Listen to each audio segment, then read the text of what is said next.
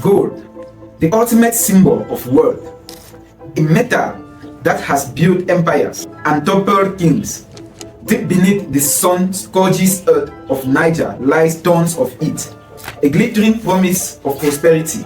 So here is the great tragic paradox. Niger is a treasure chest of natural resources, not just gold, but uranium, oil, and more. Yet, it consistently ranks as one of the poorest, least developed nations in the entire planet. Over 10 million of its people live in extreme poverty. Access to basic electricity, clean waters, and healthcare is a daily struggle for the majority. Where does all that wealth go? How can a country so rich be poor?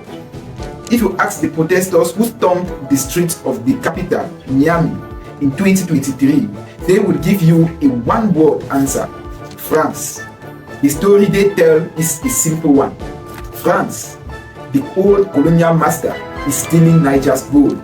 But if you are picturing a simple movie, you are on the wrong track. You won't find French commandos lifting gold bars out of a vault in the dirt of the night. The truth is far more sophisticated and more insidious.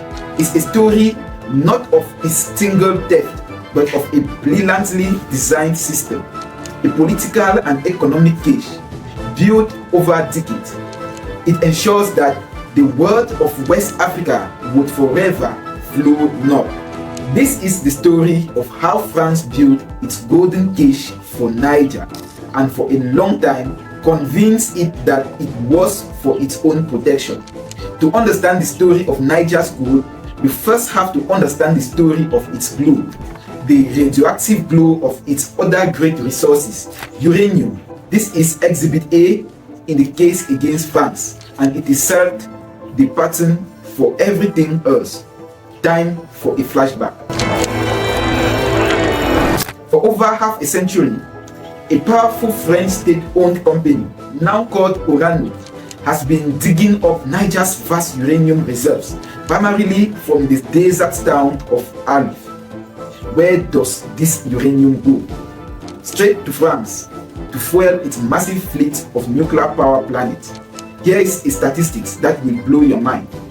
It's estimated that 1 out of every 3 light bulbs in France is powered by uranium from Niger. The light from Paris, the high-speed trains, the entire France industrial machines, all powered by a Nigerian resource. So, France gets the power. What does Niger get in return? For decades, the answer was next to nothing. The deals struck were so lopsided they were almost laughable. Niger received a tiny fraction of the global market value for its own uranium.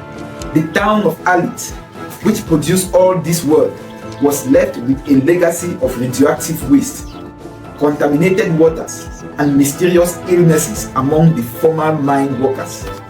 This was the model: extraction without investment, a partnership where one partner got rich and powerful and the other got poor and sick. Remember this pattern, because while the resources change from uranium to gold, the mechanics of the system remain chillingly the same.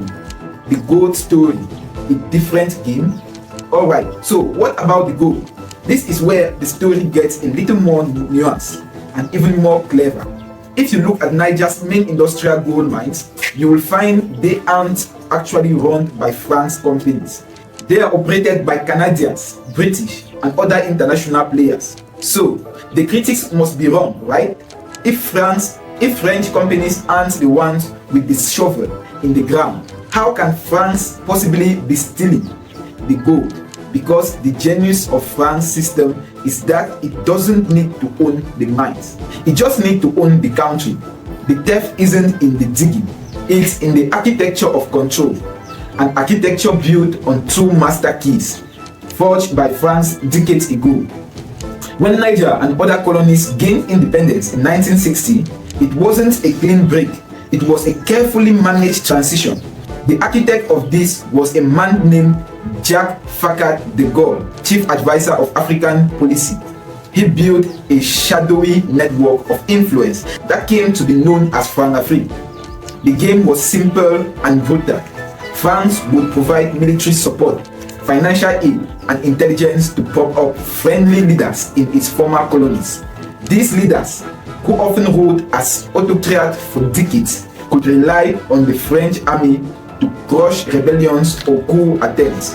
In return for this job security, they had one task: ensure the French political and economic interests were always the top priority. This system created a class of leaders who were more accountable to Paris than to their own citizens. The immense wealth generated from resources like gold and uranium, it rarely made it to the state treasury to be spent on schools or hospitals. It was used to enrich a tiny ruling elite, who in turn made sure the favorable contracts kept flowing to France and other foreign companies. France-Afrique was the ultimate tool for controlling the decision makers, ensuring that Niger's word would never truly be used for Niger's development. But the political master's key of France-Afrique needed a financial counterpart, and this is perhaps the most audacious tool of control ever devised by a former colonial power. It's a currency called the CFA franc. Listen closely, because this is the heart of the system. The CFA franc was created by France in 1945 for its colonies. Today, 80 years later, 14 African nations, including Niger, are still in use of it. And here is the catch: the unbelievable condition that France imposed for decades. To use this currency, these sovereign African nations were required to deposit 50% of their foreign exchange reserves into a special account controlled by the French treasury. Let that sink in. Every single time Niger sells its gold on the international market for US dollars, half of that hard currency had to be sent to an account in Paris. It was a direct automatic transfer of half the country's export earnings to the bank of its former colonizers. France claimed this was a guarantee for the currency's stability, but for a growing number of Africans, it was nothing short of monetary servitude, a modern tribute. How can a nation ever build its economy, invest in its future, or achieve true sovereignty if it doesn't even control its own money and half of its earnings are held hostage overseas? It can't. It's the final bar on the golden cage. So, no, France isn't sending soldiers to steal bars of gold. The reality is far more profound. For 60 years, it operated a two-pronged system. First, it used the political leverage of France-Afrique to keep friendly, compliant leaders in power. Second, it used the financial shackles of the CFA franc to maintain economic control and direct benefit from the wealth of its former colonies. Is the most elegant, unseen heist in modern history. A system designed to perpetuate dependency. A system that ensures the wealth from Niger's soil will always in some way enrich France, while Niger itself remained trapped in a cycle of poverty and instability. The dramatic events of 2023, the military coup, the expulsion of the France ambassador and troops, this wasn't a random act of chaos. It was a dam breaking. It was the explosive result of 60 years of accumulated frustration. A generation of young Africans is waking up, looking at the immense world beneath their feet and the crushing poverty around them, and they are finally demanding a different future. They are no longer willing to live in a golden cage, no matter how stable their captors claim to be. They are demanding the keys.